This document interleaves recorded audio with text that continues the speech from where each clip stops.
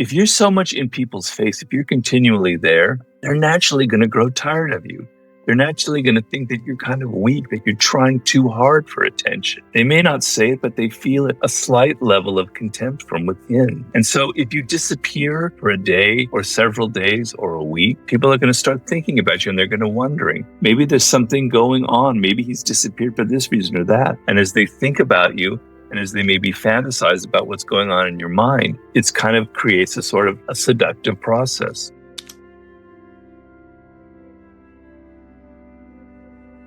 You out there are probably a little bit naive, as most of us are, like I was, right? And there are other people out there who aren't as ethical as you are. They play the game differently, right?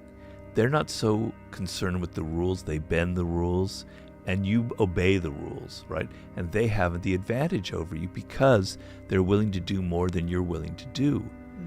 You have to learn a little bit about their game.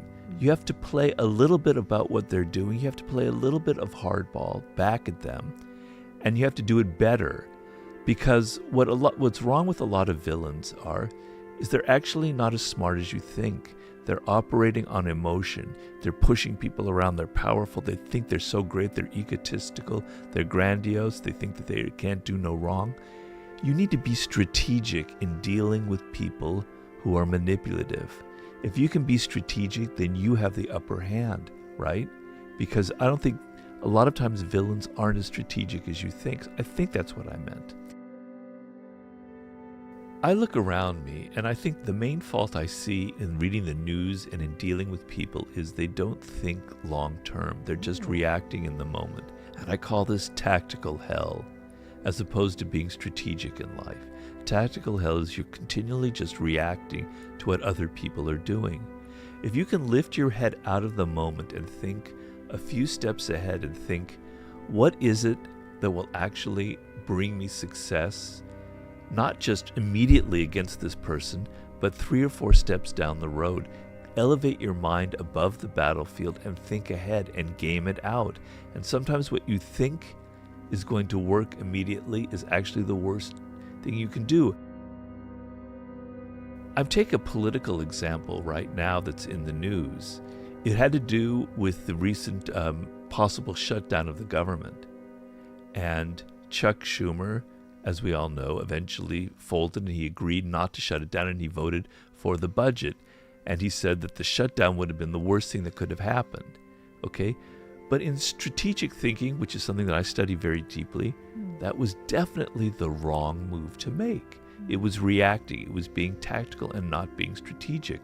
When you have leverage in a situation, in any situation in life, you have to use your leverage. And what a lot of people do, they're afraid of the leverage that they have. They're afraid they're going to offend the other person.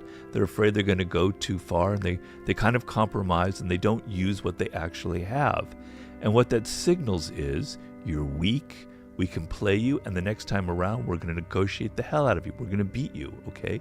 You have to signal to people sometimes that you're going to use your leverage, that even if it means something bad is going to happen, like a shutdown, I'm signaling to you that I'm not weak, that the next time around you have to negotiate with me. That's long-term thinking. That's getting out of the immediate reaction and going. The bigger game is long-term, right? And there's going to be more and more situations where you're going to be conflicting. You want to signal to them that you're not a pushover, that you can resist them, that there's something else going on. The reason why Machiavelli wrote that is if people love you, love is a very ephemeral thing. So people can like you and love you, and that's great. But the next day, something happens, and they don't like you as much. You don't do something that pleases them as much, and that love turns into something else. But if they fear you, that fear ain't going away. It's strong, it's stable, it's there. They can't change it because they know that if they cross the line, they're going to pay a price. You're going to hit them, whatever it is, right? So fear is much more stable, it's much more powerful. But you can go too far.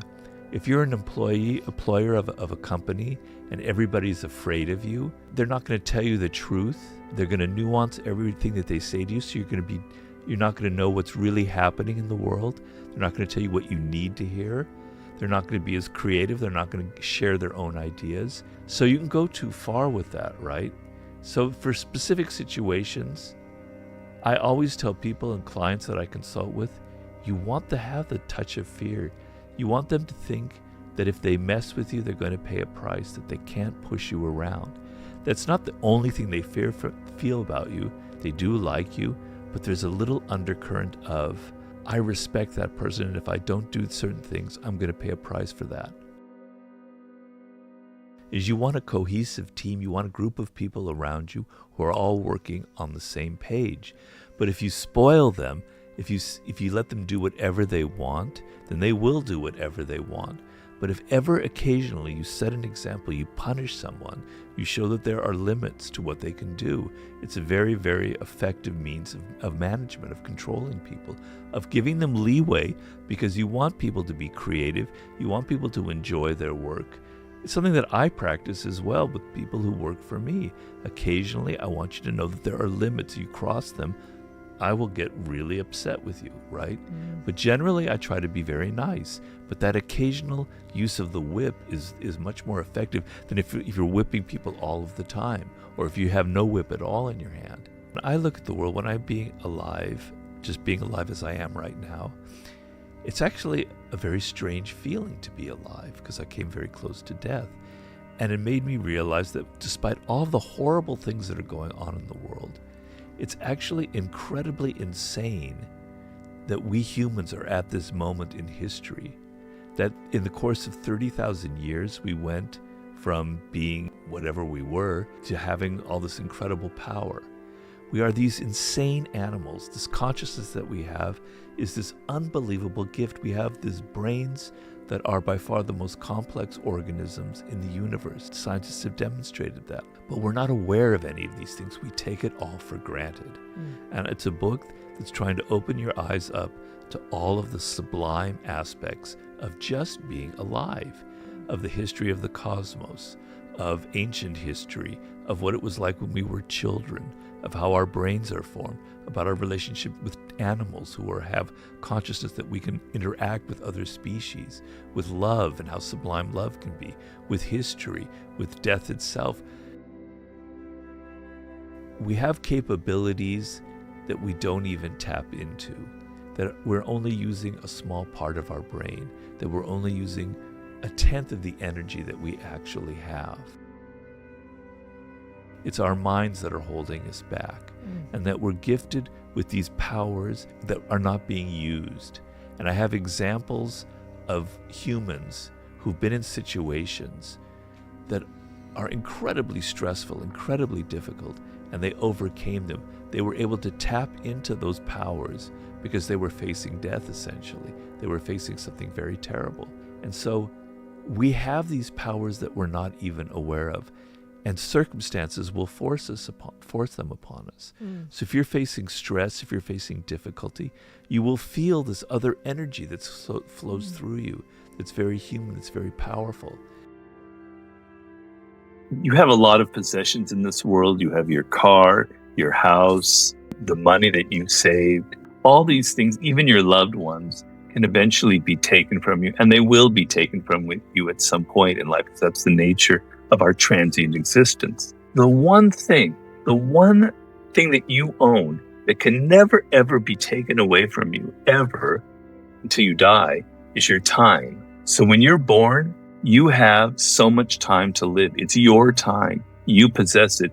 It's your empire. It's your treasure within you, right? And it can be 60 years, it could be 20 years, whatever it is, it's yours, right? You can inadvertently give it away by wasting your time, by getting involved in people's trivial fights, by working for other people that you hate. They own your time. You have to show up every day at 8 o'clock and you're miserable. They own that thing that is your only real possession. So your goal in life is to realize that that is your treasure, and it's something that you own, and you want to make it your own. You don't want to give it away inadvertently to other people. So let's say you're working at that job and you have that horrible boss and you're miserable. That time that you have there, those 8 hours, is what I call dead time. It's like something that was originally kind of green and started turning brown and withering and dying on the vine. It's died within you. It's totally brown, right? And you're miserable and you're resentful and you go home and you're bitter. You can turn that around and make those 8 hours a live time. You tell yourself, all right, this isn't my future. I'm not going to be flipping burgers at McDonald's forever. Okay, so maybe when I go home at night, I'm going to start studying something. I'm going to go to night school. I'm going to create a different plan for my life. All right. Also, the people in this restaurant, maybe there's some interesting psychologies going on, even with my coworkers. Maybe I can learn something about how to deal with people. Maybe I can learn what my weaknesses are. Maybe I can develop some kind of empathy with it. Maybe I can see that there are things that I can learn even from the worst possible job. Suddenly that dead brown time starts turning green, and little sprouts start showing up on the tree limb, right? So that's how you create a lifetime, by saying, it's mine. I'm going to create something worthwhile out of it. I'm not going to give it away to others. I'm not going to be sucked into their dramas and their games that they try and get me to play with. This is my time. I'm going to own it.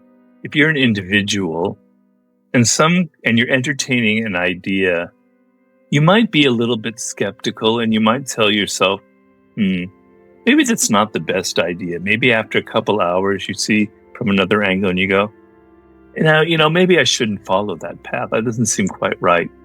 But in a group setting, the very opposite happens.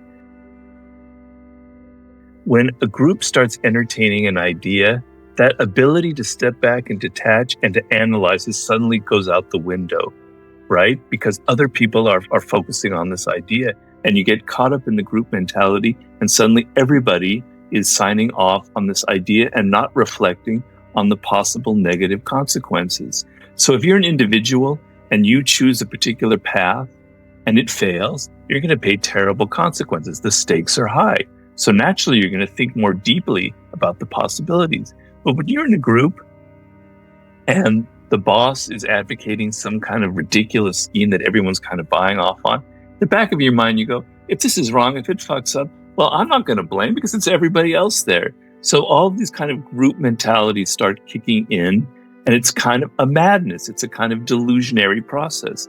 If you as an individual went through that delusionary process, you would be homeless. Your life would be a complete wreckage right now. Right? If every time you thought of some idea, you immediately convinced yourself it's brilliant, it has to work, and I'm not going to pay any consequences, you would probably be dead. But in a group setting, you can get away with that.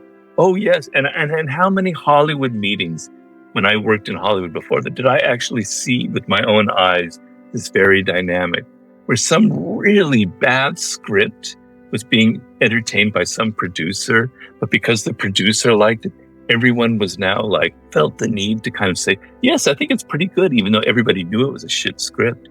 And suddenly this thing that you thought was the worst movie that ever was is now being passed into production. It's going to happen. And nobody in that group meeting kind of raised their hand and said, Mr. Producer, I think there's some things that really need to be changed. I think the whole idea is actually pretty rotten. It's not going to work very well. If one person had done that, then maybe something would change. But the whole group signs off on it, and this really pathetic, stupid movie actually gets made. Believe me, I saw that time and again. So groups have a kind of madness, a kind of delusionary process where the consequences of what could go wrong are suddenly spread out about so many people, and you get drawn in to the kind of group mentality where it's natural. You don't want to be that one person saying, no, I don't think this might be so good, because you're going to maybe be ostracized. People are going to wonder about you. So it creates this kind of insanity dynamic in a group, and it's very dangerous. As an individual, first of all, the most important thing, this is what I do in my consulting, I say, it really starts from the boss, from the person who's going to spread the bad idea among the group, right? That you have to realize that you don't want a bunch of yes men and yes women around you. You want to create a dynamic in which people can raise their hand and say, this idea, Mr. Boss, even though you might fire me. That's a sign, that's a strong character that we're talking about. So it really starts at the top, right? Where that person is able to create a group dynamic where some kind of air from the outside is let in and people can actually express some of their true opinion. And if you're caught in that kind of dynamic where it's the boss is like that, It's very dangerous and very delicate because your job might be on the line. But in your mind, you don't seduce by it. You create some distance and you go, I know this is a bad idea. I'm not going to get sucked into it. I'm not going to get personally involved in it. And in any time in the process, if I can bring in a little word of criticism or a little breath of fresh air, I'm going to try and do it. I'm not going to emotionally invest myself in this group madness.